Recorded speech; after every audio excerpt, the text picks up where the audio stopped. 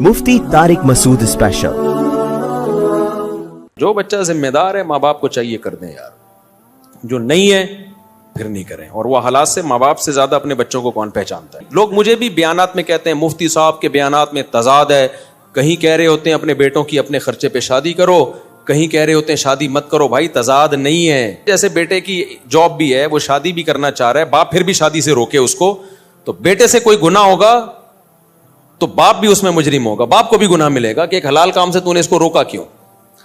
अच्छा, ये भी बेटे भी अजीब लोग होते हैं। अभी एक केस आया मेरे सामने, एक लड़का, बालिग लड़का, वो अपने अब्बा से, बेरोजगार लड़का, अब्बा से बार बार कह रहे अब्बा मेरी शादी कर दो, अब्बा मेरी शादी कर दो। और उसके वालिद कह रहे मुझे आपके क्लिप भेज रहा है हर थोड़ी देर में, अब्बा के बेटे की शादी।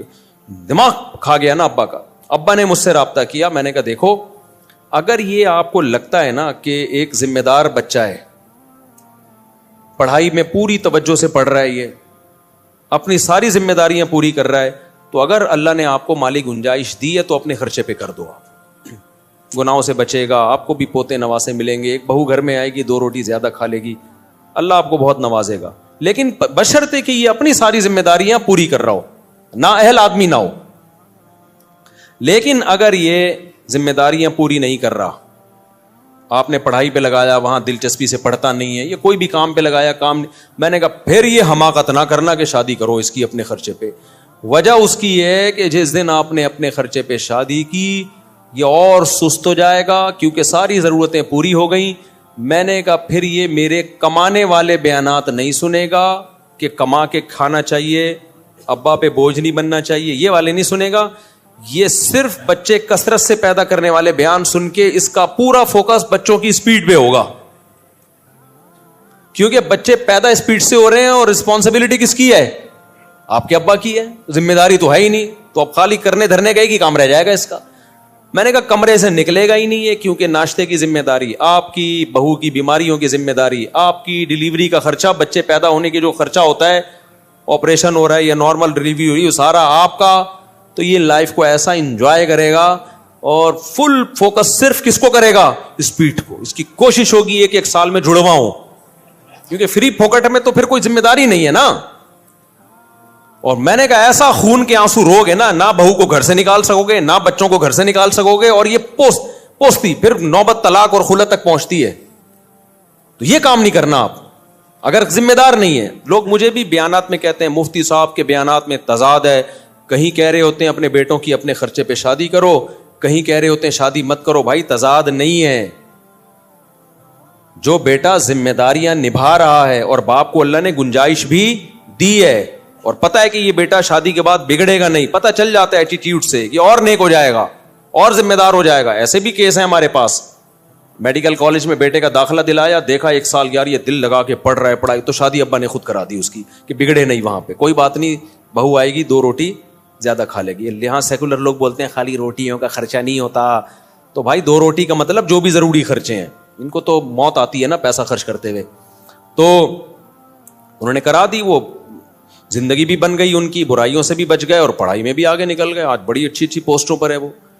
लेकिन ऐसे भी हैं कि बेटा अपनी जिम्मेदारियां पूरी नहीं कर रहा था, तो मैंने बाप को मना किया, भाई इसकी शादी नहीं करा देना, इसको बोलो कमा, खुद शादी कर अपने खर्चे पे।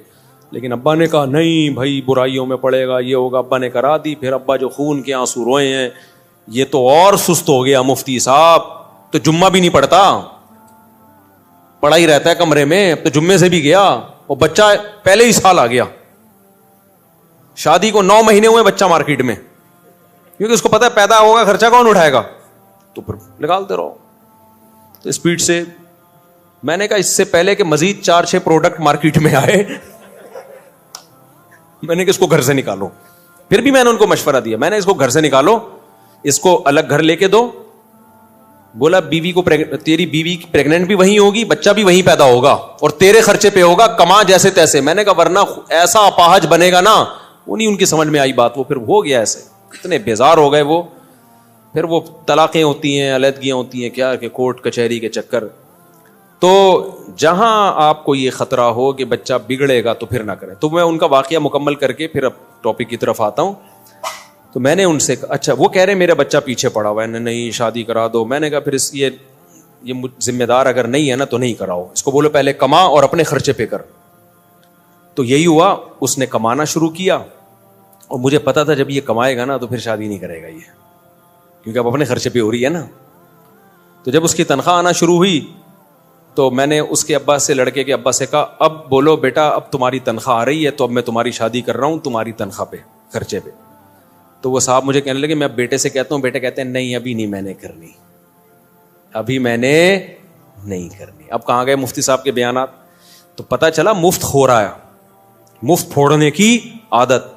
دوسرے کے خرچے پہ تو بھائی شادیاں بھی کرو, بچے بھی اسپیڈ سے. اگر کوئی آپ کو کہے کہ سسرال 4 سسرال آپ کو ملیں کہ ہم آپ کو گھر بھی دیتے ہیں, گیس بجلی کا بل بھی دیتے ہیں اور نان نفقہ بھی ہمارے ذمے, 4 آ جائیں نا, 4 سسرال آ جائیں آپ کے پاس کہ ہم اپنی بیٹی آپ کو دیتے ہیں گھر کے ساتھ, گیس بجلی کے بل کے ساتھ, صبح ناشتہ بھی ہمارے ذمے, پریگننسی کے جو خرچے ہوں گے بیماری میں وہ بھی ہمارے ذمے, بچہ پیدا بھی ہے, تعلیم بھی ہمارے ذمے.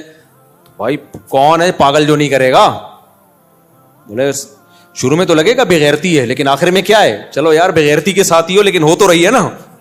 کیا خیال ہے؟ سب کہیں گے بےغیرتی ہمیں دل و جان سے قبول ہے. وہ میں لطیفہ سناتا ہوں نا, ایک آدمی سے کسی نے کہا کہ تیرے لیے ایک رشتہ ہے لیکن تجھے گھر داماد بننا پڑے گا. اس نے کہا یہ بےغیرتی سسرال کے ٹکڑوں پہ پلوں گا, قبول ہے. تھوڑا ڈیپ میں جا کے جب سوچا نا یار بےغیرتی تو ہے, فائدے کتنے ہیں اس کے یار, فائدے کتنے. تو وہ بچے کی جب تنخواہ آئی ہے تو وہ والد صاحب کہہ رہے ہیں کہ اب نہیں کر رہا. میں نے کہا اس کا مطلب پہلے ہمارے بیان کی ترغیب کی بیس پہ نہیں کر رہا تھا, فری پھوکٹ میں بہو سب کو, بیوی سب کو اچھی لگتی ہے. اب جب خرچہ آیا ہے تو اس کو پتا ہے یار آدھی تنخواہ تو گھر میں چلی جائے گی, تو یہ اخلاص سے نہیں کر رہا تھا. تو اس لیے خلاصہ یہی نکلا کہ جو بچہ ذمہ دار ہے ماں باپ کو چاہیے کر دیں یار, جو نہیں ہے پھر نہیں کریں. اور وہ حالات سے ماں باپ سے زیادہ اپنے بچوں کو کون پہچانتا ہے.